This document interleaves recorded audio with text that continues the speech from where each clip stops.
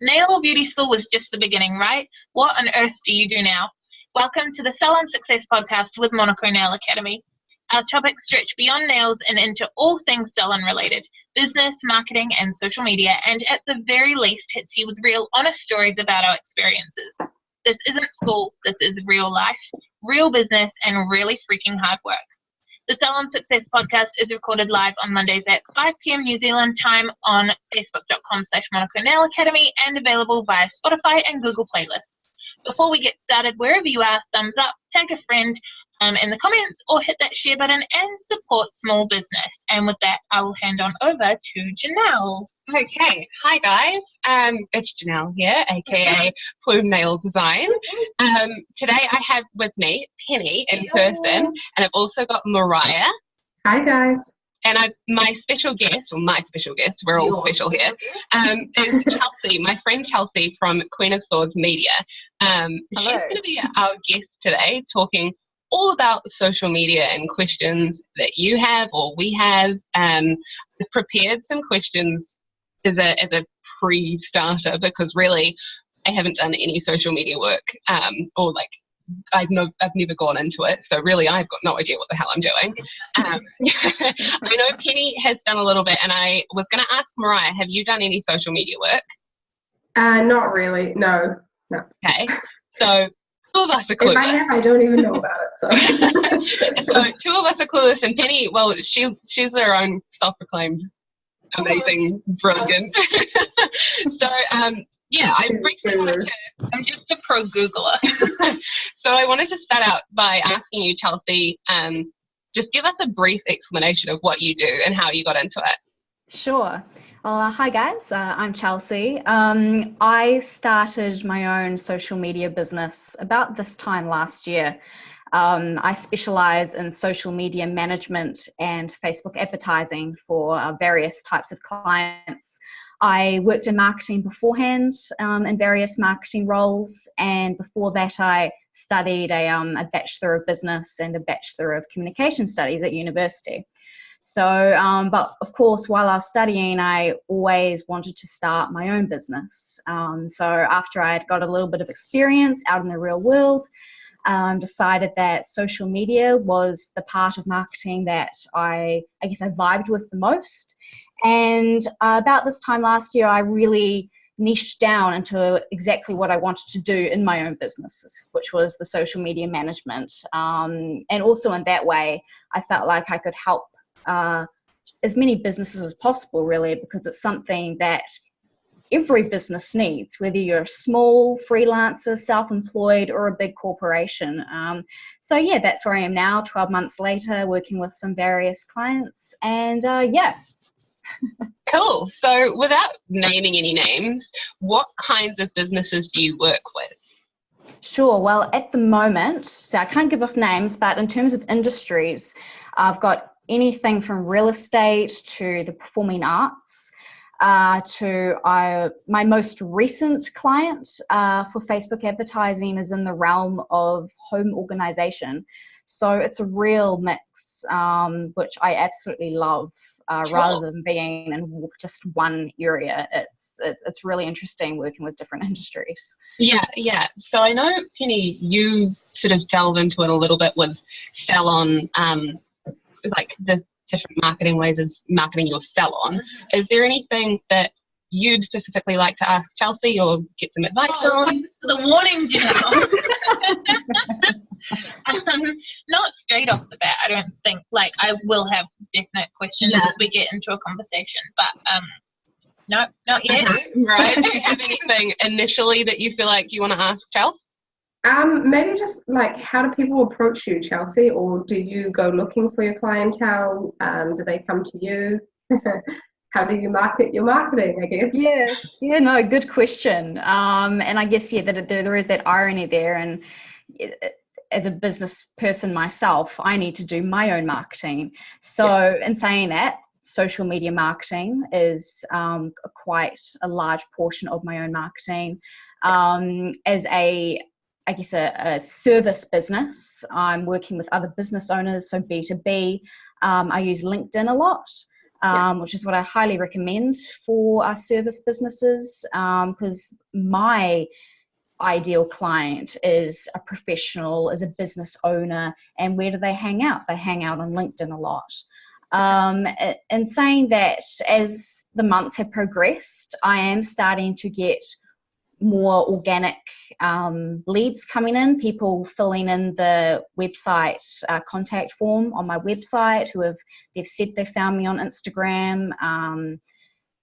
In saying that, of course, with any business, you also get referrals, so word of mouth, family, friends. It's a big mix, but certainly, the marketing of your own marketing business is something that you really need to work on each week yourself. So, highly recommend LinkedIn. If that's the main takeaway, LinkedIn. Can I just clarify though, Chelsea?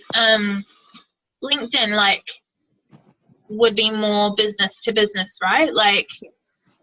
So for us running salons, am I right in that LinkedIn is maybe more of a business avenue and not necessarily for a salon looking for clients? Yeah, that's right. So when it comes to collaborations or something like that kind of thing, as opposed to clients. Yeah. So with every industry, you've got to think, okay, where does my ideal client hang out online when you're thinking of what platforms to focus your marketing on? So for example, for you guys, I would recommend for salons, for nail techs, to focus your efforts on Facebook and Instagram, particularly Instagram. Your service that you provide is, of course, very visual. Instagram is the most visual platform. And in saying that, focus your efforts on 1 to 2 platforms and make them your bread and butter in terms of your social media marketing. A lot of business owners get caught up in things like Twitter and even Pinterest. And if you did have the time and effort to be able to do that, I would even recommend Pinterest for you guys as well, but it's not the main avenue. So definitely Facebook and Instagram for you guys.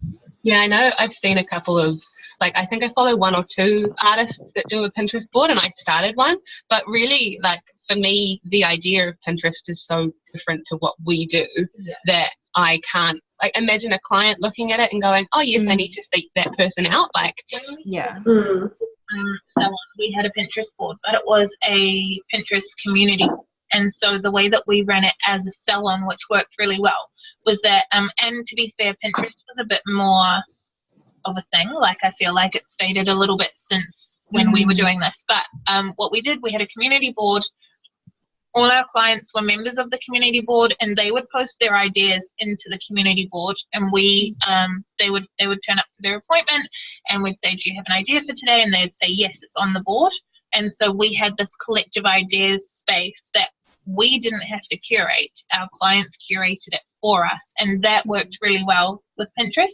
But when we closed down the full-time salon and shifted to just doing me doing some personal clients and focusing on education, we stopped doing Pinterest. Right. Yeah.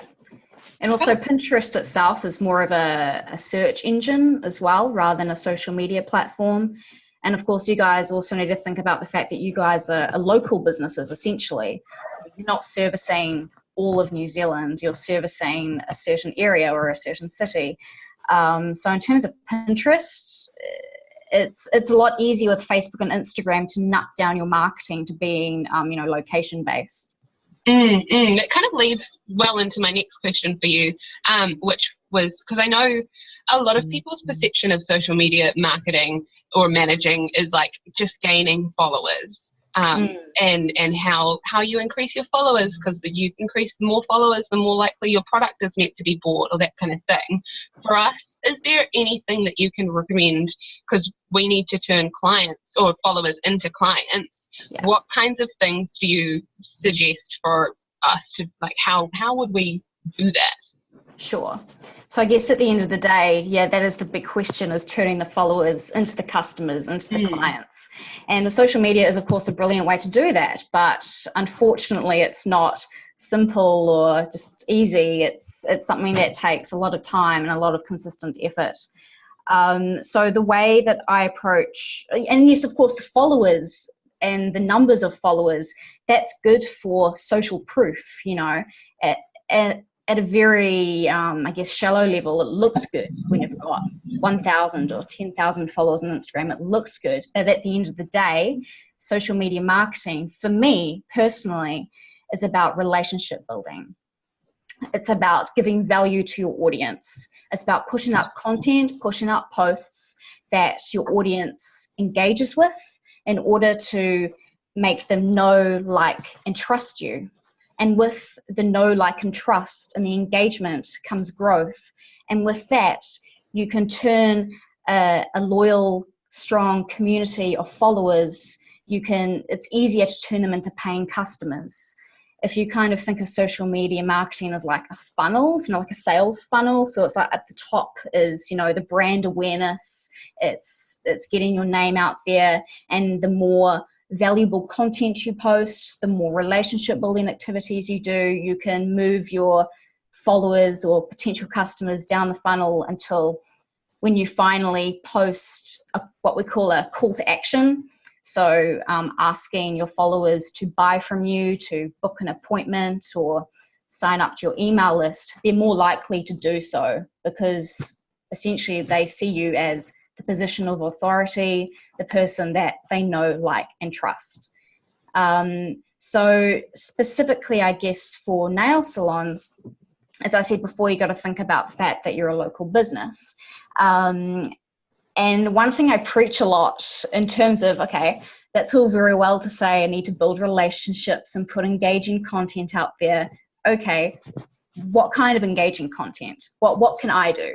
So for you guys, a good way to think about it is the 3 E's of social media, which is engaging content, educational content, and entertaining content. So if we want to have some specific examples for you guys, okay.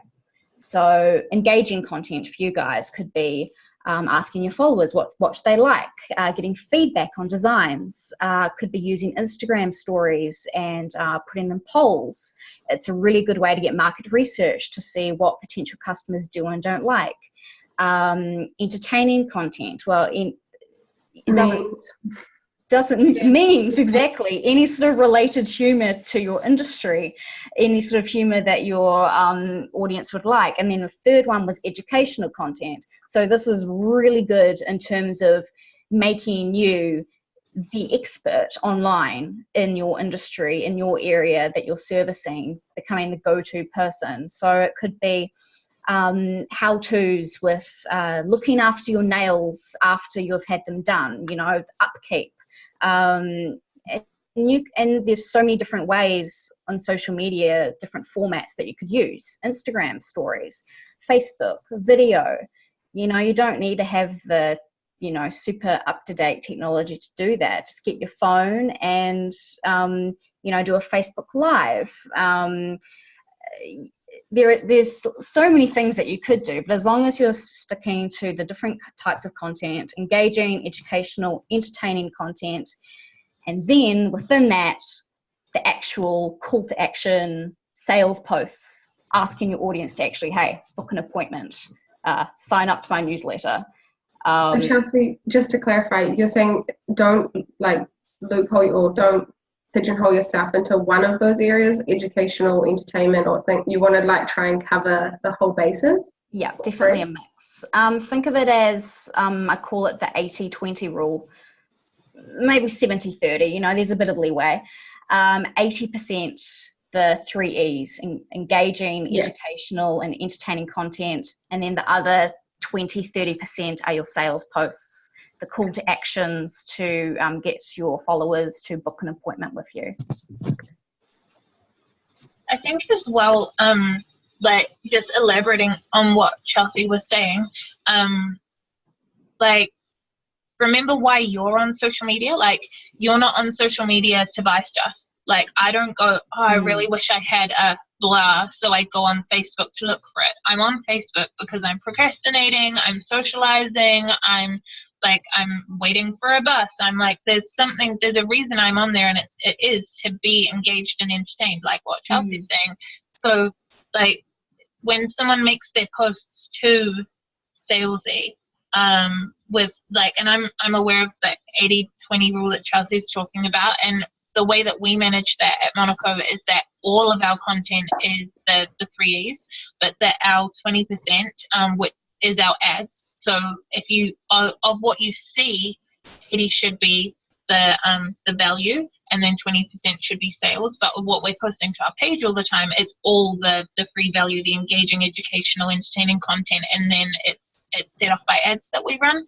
But like, that doesn't mean that everyone should necessarily do it that way, but just that it's definitely walking the line and making sure you don't become that stupid ad in the middle of the video on YouTube or whatever. So like, when I first started doing social media for my nail stuff like 8 years ago, I would post a picture of nails, and then underneath I would list the price, I would list how to book, and like every single post was an ad, and it kind of worked, because to be honest, social media was a very different place, and algorithms and stuff weren't as strong because there weren't as many users. But if I tried to do that now, no one would engage with any single post, because like, I'm not here to be sold to, and the second that you tell me I have to buy something, I'm not interested anymore. Whereas it's more about, like, the 3E stuff is more about planting a seed. It's like you put up your photo of your work, and instead of saying buy my stuff, you say like how incredible would this look with this dress from this shop, or how, like, wouldn't you love to wear this on your wedding day, or which of these do you like better, this set or this set, like which blue do you like better. Like, it's about like talking to your followers the way that you would talk to your friends. Like, I would text my friends and be like, which outfit should I choose? I would text my friends and say, oh my god, how cool is this color? It's more engaging with people. Like, they're scrolling through because they're looking for content from their friends, not because they're looking for content from you. So if you treat them that way, then when it's time for them to call a nail tech, you'll be front of mind, and you won't have been tainted by them have been seeing sales posts all the time. They'll feel familiar with you, and the know, like, and trust that Chelsea was talking about will have happened through those posts. Yeah, you hit the nail on the head there. It's all about building a rapport, and also having that two-way conversation, rather than traditional media like TV and radio is blasting a message to an audience that can't talk back to you. But social media is literally about being social. And I guess you guys also have a bit of a benefit of being a nail tech. A lot of you probably use your own like personal brand, or maybe you're self-employed, maybe it's you by yourself, maybe working from home, having your home-based business, and so you are the face of your business. So that is a real benefit, and you should use that and to get people through the door in any sort of beauty industry. Really, it's one thing to be really good at what you do, but to also really just like the person and have a rapport with that person. A lot of the reasons why we all go back to any sort of beauty-based business is because we feel comfortable with that person and we like them, not just because they did a good job. And so social media is a really good way to start that relationship. It doesn't start when they've booked an appointment and they're in there already. It's on Facebook, on Instagram, and getting it off on the right foot. That like part that you mentioned, Chelsea, I think is so important. Just like you said, that we go back to places in the beauty industry because we like the person, and like, that's so important, because there's not really any other like mainstream industry where you're in someone's personal space the way someone is in the beauty industry. Like, a makeup artist is touching your face, a nail technician is holding hands with you, never mind waxes. Like, it's exactly. so much more important than personal. any other industry that we actually feel comfortable with the person that we're with, and that we do actually genuinely like them. Yeah, 100%. Yeah. Mariah, how do you feel about all this? Just taking it all in, getting some. I think my next question would be, like, we've obviously established the whole world is on Facebook and Instagram, and they're obviously looking for those social interactions and things. How would you recommend standing out from the rest? Chelsea?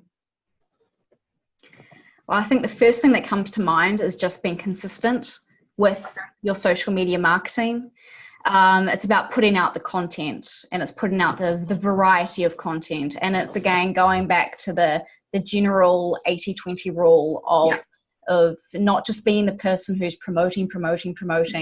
It's going above and beyond with your content.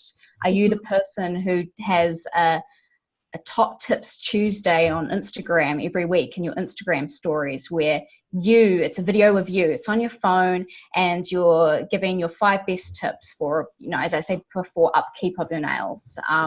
You guys, of course, can use you're the experts here in that. You can use your imagination with top tips within your industry. But it's really about going above and beyond with the content, and not just quality over quantity. It's literally quality and quantity at the same time. Okay. Yeah. So what would you say a minimum and maximum in terms of posts should be looking like then? It depends on... Ballparkish. Yeah, ballparkish. A lot of it depends on what works personally for you. So you have to do a bit of testing. 1 week on Facebook, you might post 5 times, and 1 week you might post 3 times, and see what is working better. For Instagram, if you actually really want to grow your Instagram, you need to be posting at least once a day. In fact, twice a day would be ideal. But that's if you really want to grow it. Yeah, but it takes a lot of testing and seeing, and even then you could be posting 5 days per week, but if the content isn't really that engaging, then it's probably best to do the quality over quantity. And then when you say try it out, see what happens, what am I looking for? What do I want to see what?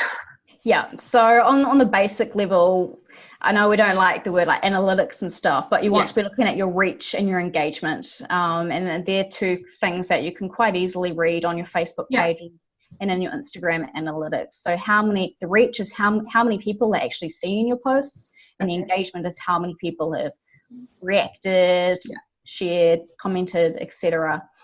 And looking at those numbers and going, okay, that post on Tuesday had a much higher reach and engagement with that post. Why? What type of content is it? What's working here? What's the difference between what did I do this week that's different to last week? And it takes a bit of extra time to do that. And I recommend doing that at least once a month. But I think it's something, if you have a basic idea of what seems to be working and what people are engaging with, do more of that. That's essentially what it is. Just do more of what's working. Okay. And just the other question was basically, how do we, because obviously, like you said, nail techs, and it needs to be like location based. As much as I appreciate my followers in Timbuktu, they're never going to turn into a client. True. It's not coming all this way, that kind of things. How would you recommend building that type of a following? How would you recommend reaching out? Like, obviously the internet's a big place. How do we try and kind of keep it local? Something I like to recommend to any sort of local business really is utilizing the power of Facebook groups, whether it's your own Facebook group that you've made or whether it's a local community group. I'm sure we're all part of at least one Facebook community group for areas in which we live in, or generally. Represent Monaco knobs and grads. So for example, I'm part of a few community groups that are around my area in Auckland, and one lady business owner who's done amazing for herself. She's not a nail salon, she's actually a personal trainer and has her own business, runs fitness classes around the area. She is so consistent on posting within the local community groups. She even sometimes does Facebook Lives in the group, but she has done so well with her social media marketing and utilizing local Facebook groups that she is the known person in the area. Everyone knows her name, everyone recognizes her name, and that's one area in which she's done very well, but that could work for any type of local business. Okay, cool, thank you. So my question that I had just earlier when you were talking about the different kind of posting like once or twice a day, when you say posting, is this just like, say it's an Instagram post? Do you mean a post twice a day, or do you mean like posting a photo and then doing a few stories later? Like a post being just a normal standard post on Instagram. Stories, any number of stories, you know, as long as, of course, is, you know, they're adding value and everything. But yeah, for Instagram, 2 different sorts of posts. Right. So I guess that leads into my next question, which we were talking about, you know, with the 3 E's, and the sort of meme side of it. Like I've heard a couple of different varying sides of memes with nail techs, and like it does certain things for your business. It makes you look cheap, but it makes you look relatable. Like, I guess my question from that is there a social media etiquette that we should be kind of following in terms of that stuff? Like, what from your recommendation, what is good and what's bad in terms of like meaning? Sure. Well, in terms of memes, only use memes if it is appropriate or relevant to your business. Don't post a meme just for the sake of posting a meme. I'm sure there are other ways to show a bit of an entertaining, humorous side, like maybe yourself as a personality. Maybe you're doing a video which is like a behind the scenes into your day as a nail tech, and just you being you. I mean, that's entertainment in itself. You don't need to be a comedian to, you know, be engaging. In terms of just like general social media etiquette, are you saying?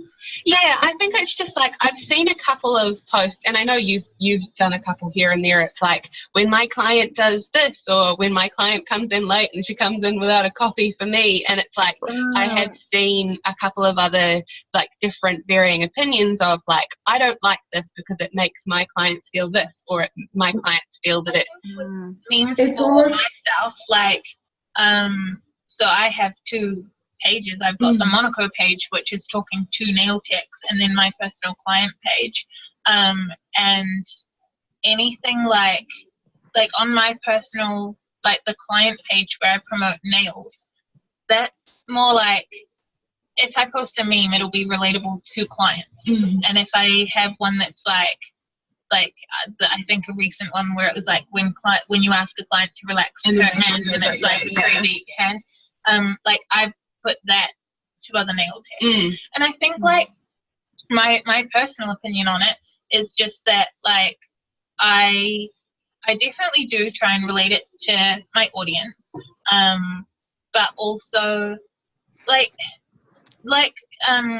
Chelsea was saying, certain businesses shouldn't post them, in lots of industries it wouldn't work, but then and in certain salons it wouldn't work. Like if you're a high-end spa where you charge like $250 for a couple of hours like fancy service, then that I personally think that's not quite the right thing. But but if you're like trying to build your business on personality, like Chelsea was saying, we're personal brands, then if it fits your humor, then you post it and you'll get the right people booking in. Like if they think that the stuff that you post isn't funny or relatable, then they won't come. And then to me, that's kind of a good thing, because it sounds a bit cold, but like if you become a regular client of mine, I'm going to sit with you for an hour a fortnight. So I'm going to sit and talk to you one-on-one for 26 hours a year.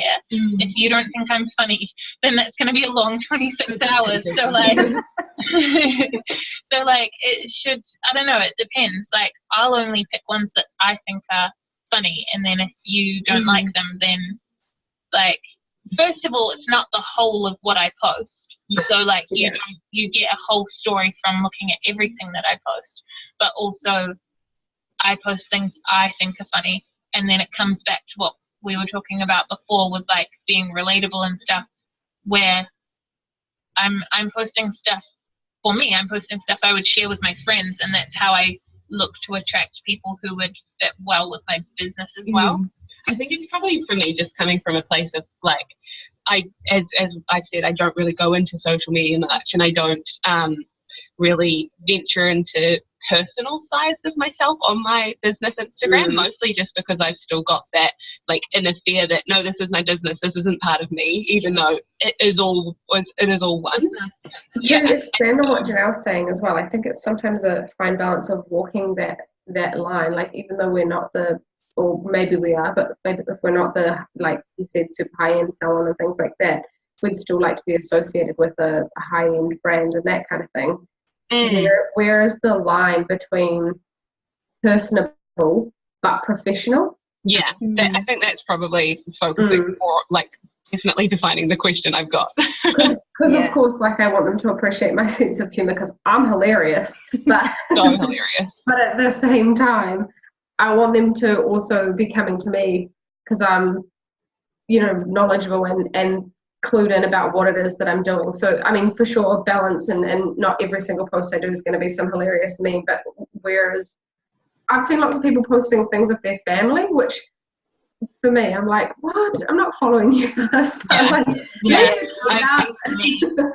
I followed a couple of people recently who have started doing more personalized stories, and I just, like, all good, I like your work, but I can't follow that then because it's just blocking up my other things that I'm doing, and I don't really want to see it. You know that parent who, like, every time somebody comes around, they whip out the naked baby photo? I feel like we're just getting a little bit too close to that. I think maybe memes fit in for me because they're a part of my personality that isn't actually personal.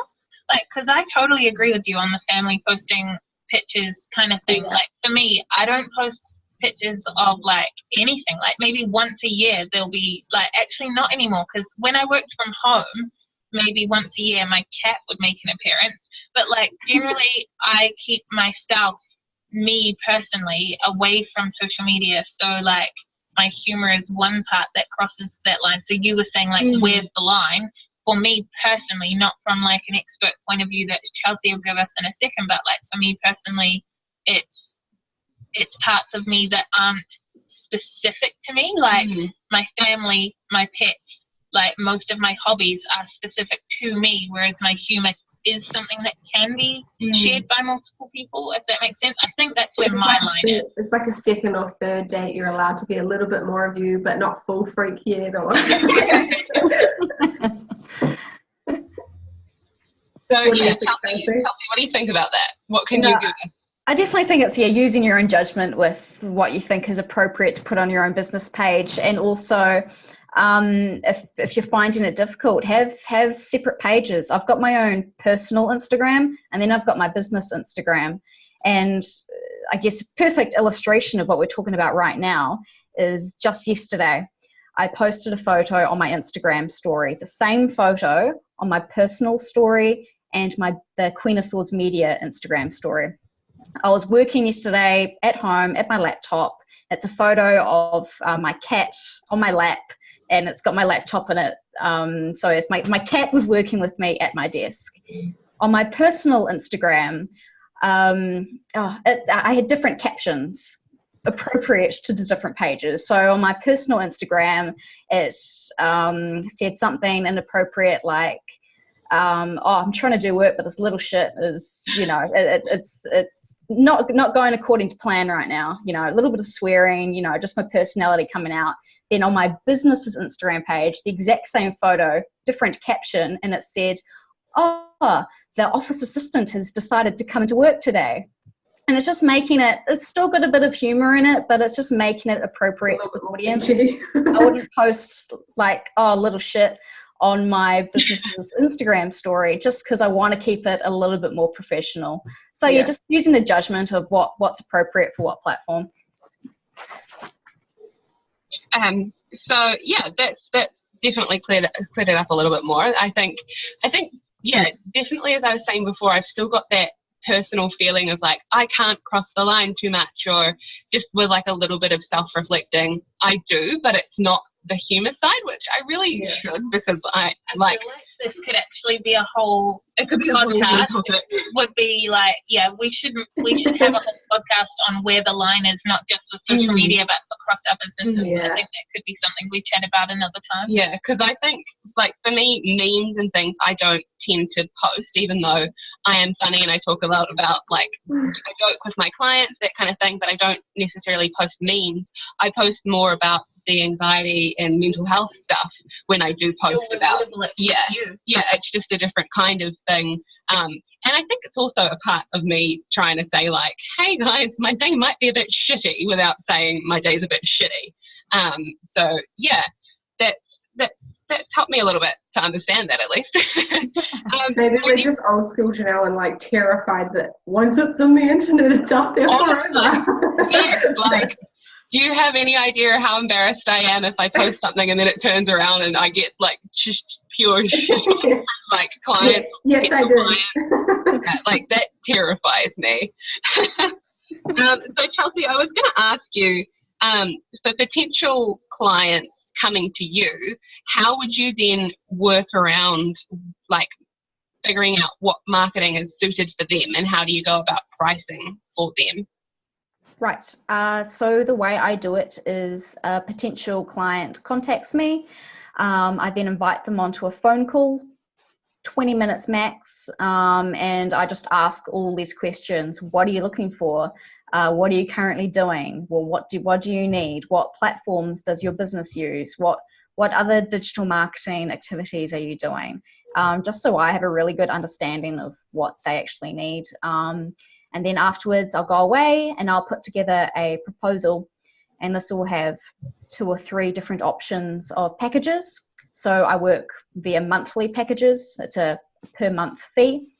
And it totally depends. The pricing is individual to every single potential client. I've never given out a proposal that has the exact same pricing. It depends how many platforms do you need management of? Do you need Facebook advertising? Are you looking for growth, community management, engagement, whole raft of things? And then send the proposal away. They decide what package is best suited for them. And that's how it goes. And then the rest is history.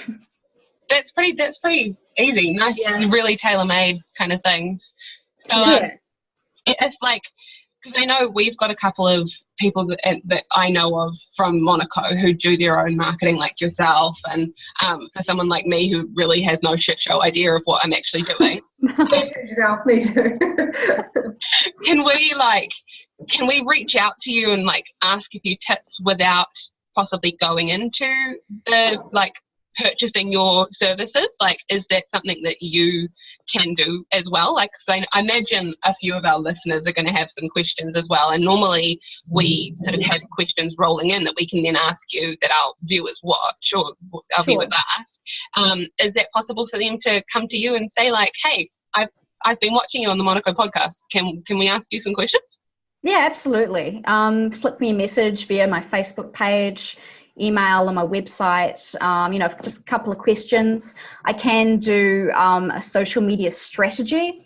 So it's actually a full few page document where actually, before I get to that, I actually do offer a free audit, I can actually analyze your pages. It's not super in-depth. It's a free service, but it'll still give you a few pointers on what you're doing, what you could be doing better, a few content tips, and actionable advice that you can take away yourself. And then if you want the full comprehensive strategy, I can do that for a fee. But otherwise, if you just got like one question you want to pop through, absolutely hit me up on Facebook or Instagram or my website. Facebook page? Facebook page is facebook.com/Queen of Swords Media. It's the same on Instagram, Queen of Swords Media. My website is queenofswordsmedia.com. But yeah, maybe we could put the link to that in the comment section when this is posted. Yeah. We normally, because we've had the technical difficulties today, we normally have something that pops up with your @ and all your information, but that didn't happen today. All good. Set it up and then it had so we just had to go a little bit MacGyver this afternoon, and we made it happen. We got there in the end. At least it's happening today. So how many girls does it take to set up a live feed? It's a bad joke, I know it is. So one of the other questions I was going to ask you, Charles, was how do we know when something's like not working or going bad, other than maybe like if we aren't so tuned into the analytical side of things, and just I guess we really should be to know what's actually working. But from a viewpoint, like, what am I trying to say? From like a quick view, is there something that can tell us that something's not working? Yeah. I guess, if you're not really going to go in depth into like the analytics with engagement and seeing how many people you're reaching, I suppose it goes back if you have any goals. Like, is your goal to grow your page? Is your goal to increase traffic to your website? Is your goal to just increase inbound inquiries?